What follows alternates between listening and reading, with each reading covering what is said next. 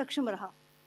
पाकिस्तान ने जम्मू कश्मीर के तंगधार, उरी, पुंछ, मेंढर, राजौरी, अखनूर और उधमपुर में भारी कैलिबर आर्टिलरी गन और सशस्त्र ड्रोन्स का उपयोग करके नियंत्रण रेखा के पार गोलीबारी भी की, जिसके परिणाम स्वरूप भारतीय सेना के कुछ जवान हताहत हुए और घायल हुए।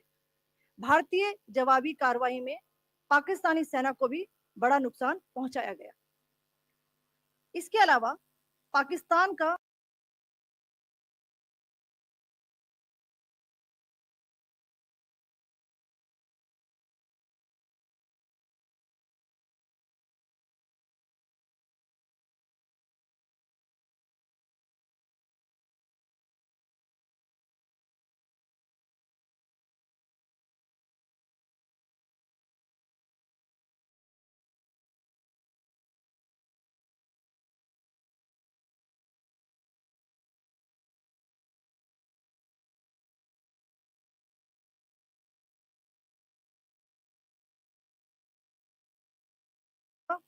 गैर जिम्मेदाराना व्यवहार फिर से सामने आया। 7 मई 2025 को रात 8:30 बजे एक असफल अकारण ड्रोन और मिसाइल हमला करने के बावजूद पाकिस्तान ने अपना नागरिक हवाई क्षेत्र बंद नहीं किया। पाकिस्तान अपने नागरिक विमानों को ढाल के रूप में इस्तेमाल कर रहा है, जबकि उसे अच्छी तरह से पता है कि भारत पर उसके हमले से हवाई रक्षा की तीव्र प्रतिक्रिया होगी। यह भारत और पाकिस्तान के बीच अंतर्राष्ट्रीय सीमा के पास उड़ान भरने वाले अंतर्राष्ट्रीय उड़ानों सहित नागरिक विमानों के लिए सुरक्षित नहीं है। यहाँ स्क्रीन शॉट में पंजाब सेक्टर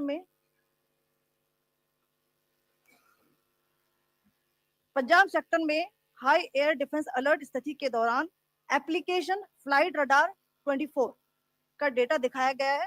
जैसा कि आप देख रहे हैं यहाँ पर भारतीय पक्ष का हवाई क्षेत्र घोषित बंद के कारण नागरिक हवाई यातायात से पूरी तरह से रहित है।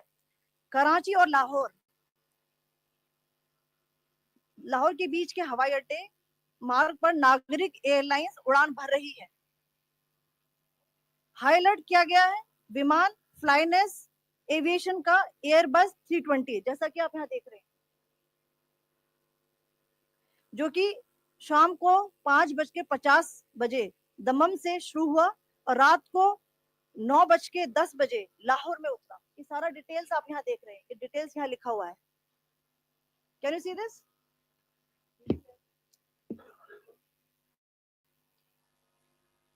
भारतीय वायुसेना ने अपनी प्रतिक्रिया में काफी संयम दिखाया और इस प्रकार अंतरराष्ट्रीय नागरिक विमान सेवा की सुरक्षा सुनिश्चित की। धन्यवाद। जय Hind. So, good afternoon to you all.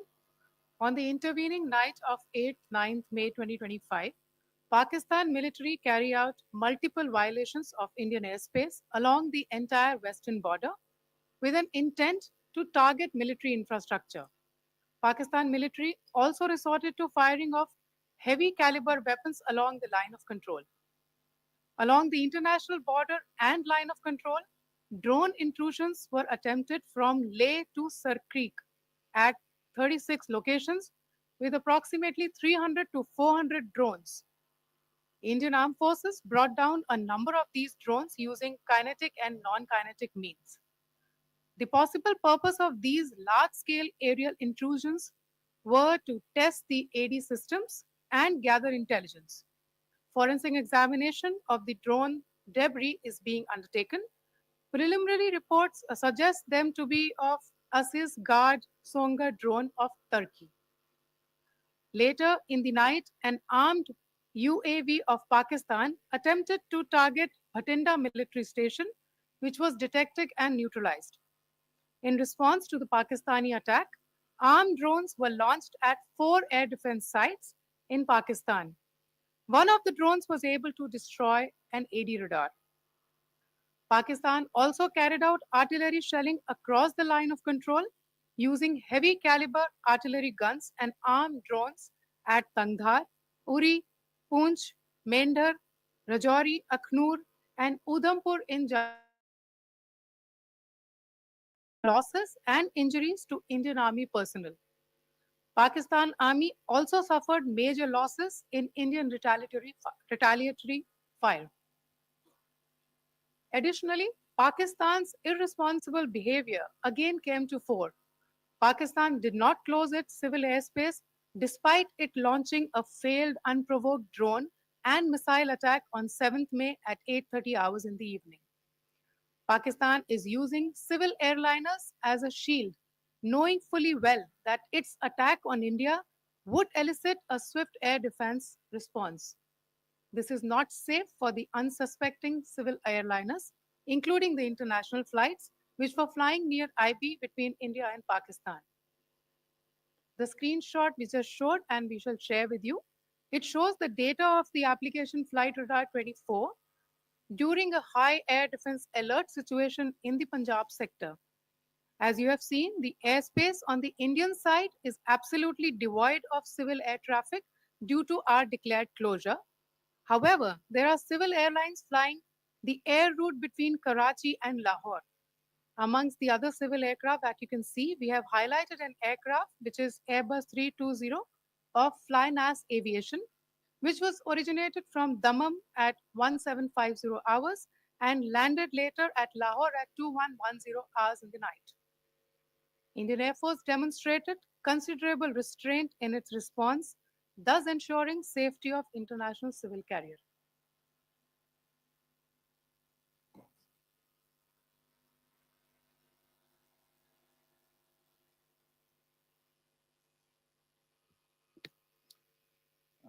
Thank you, Colonel Qureshi, Wing Commander Singh. I have just a few points to share in addition. कल रात की पाकिस्तानी सेना की कायरतापूर्ण गतिविधियों से आपको कर्नल कुरैशी और विंग कमांडर सिंह ने पहले ही अवगत करा दिया है. These provocative and escalatory actions that were taken by Pakistan last night were targeted at Indian cities and civilian infrastructure, in addition to some military targets. The Indian armed forces responded proportionately, adequately, and responsibly. ये जो हमले हुए कल रात को भारतीय सैन्य इकाइयों ने पर्याप्त रूप से और एक जिम्मेदाराना रुख अपनाते हुए इन हरकतों का उत्तर दिया.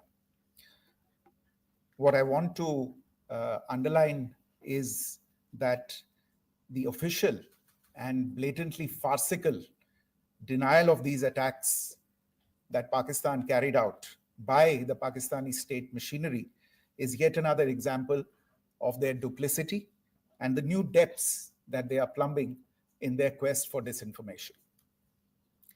The other point in the same vein is Pakistani claims that they did not target or attack any religious places. You would recall that yesterday I shared with you an incident related to the attack on a Gurdwara in Punch.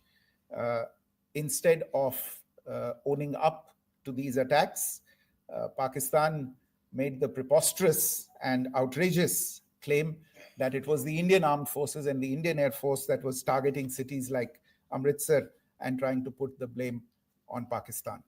This is nothing but a desperate attempt by Pakistan to disown its acts of aggression, but it is also true to type in its effort to deceive and mislead the world. It will not succeed.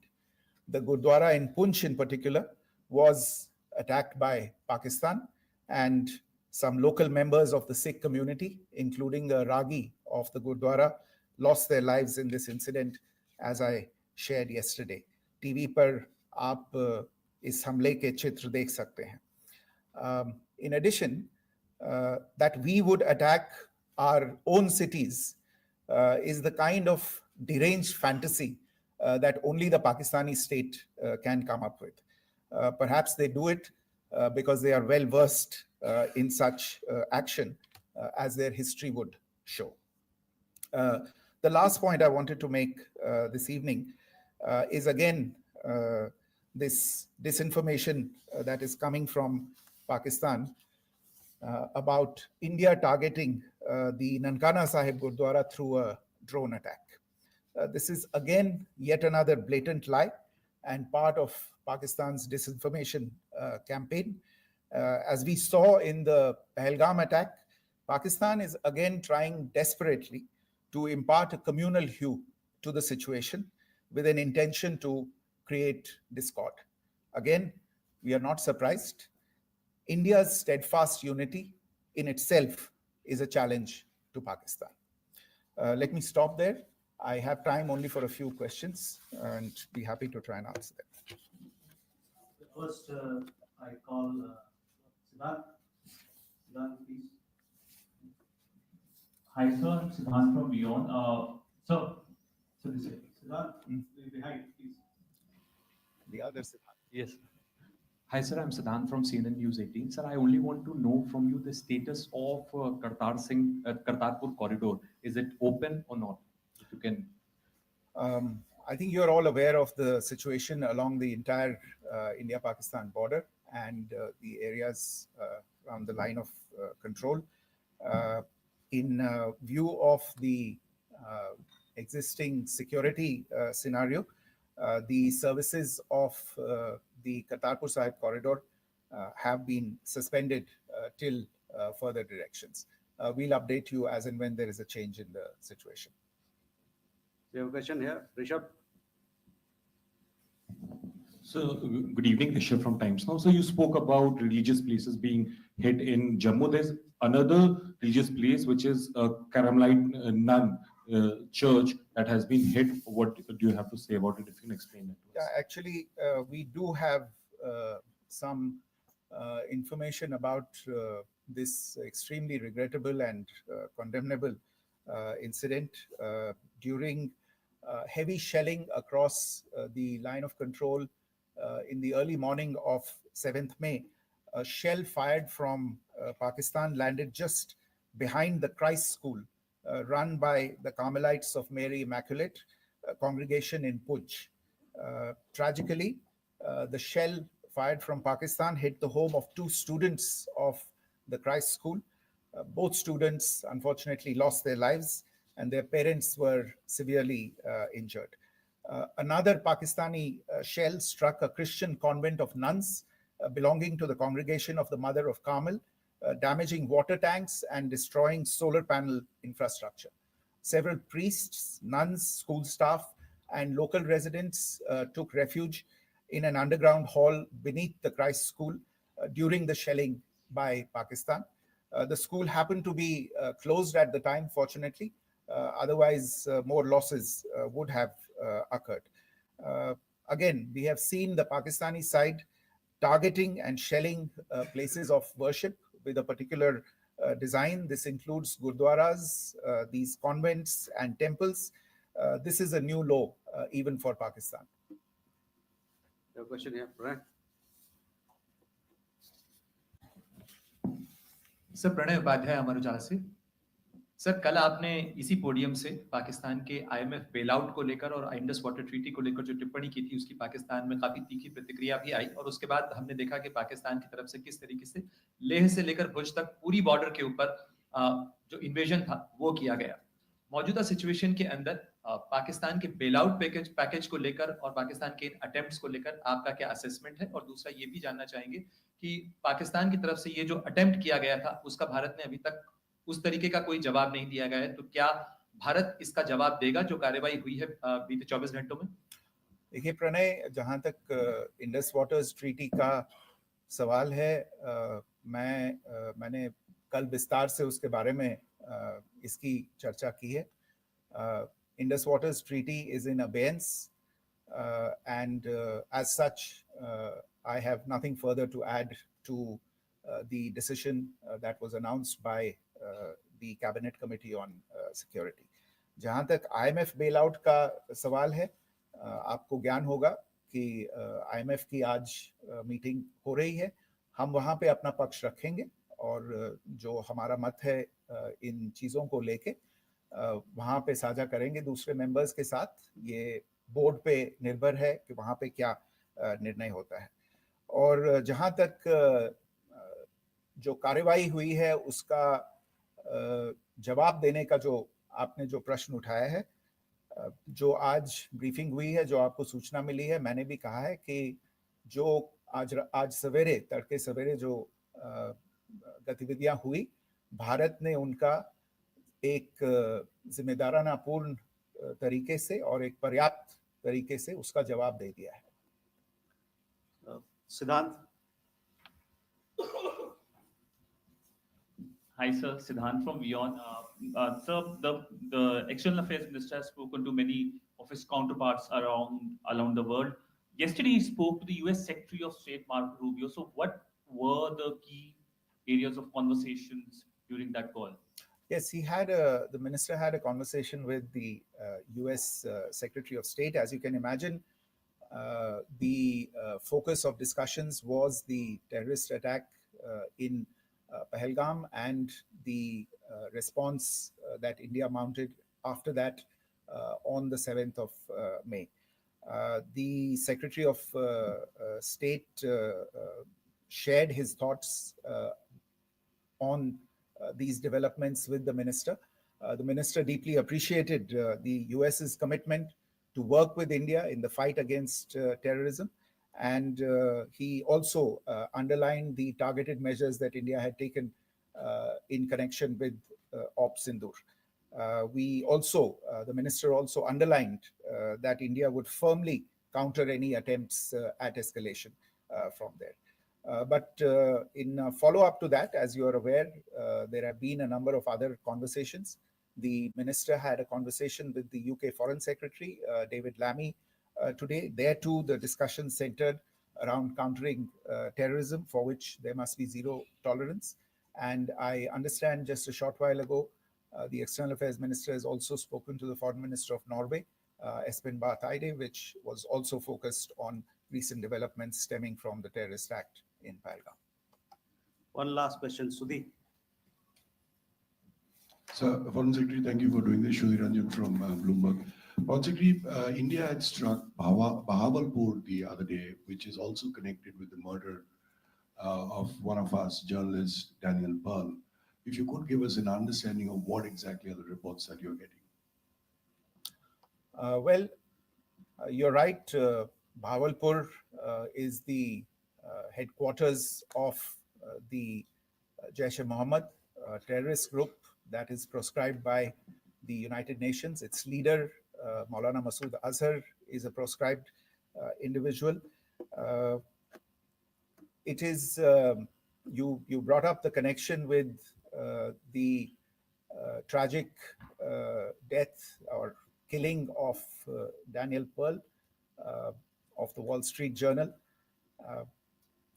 The Jaish-e-Mohammed was in some way directly or indirectly responsible for the death of Daniel Pearl. But the real connection is through Ahmed Omar Saeed Sheikh, the British Pakistani jihadi who was held in India, but was finally released in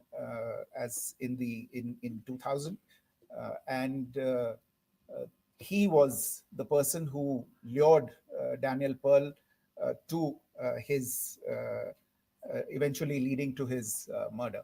So these are all obviously connected figures, connected individuals, connected institutions, and the attack on Bahawalpur, on that facility of the Jaish-e-Mohammed in Bahawalpur is, I would imagine, a fitting part of this unfortunate incident. Thank you all.